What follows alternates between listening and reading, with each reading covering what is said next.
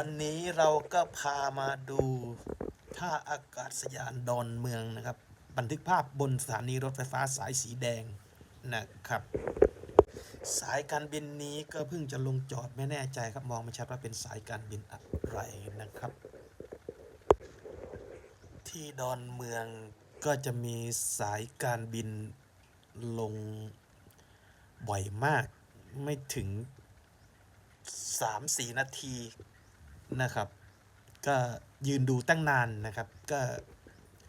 จะลงบ่อยมากนะครับอีกสายการบินหนึ่งกำลังเทคออฟนะครับน่าจะเป็นแอร์เอเชียนะครับพุ่งทะยานขึ้นมานะครับเนี่ยครับ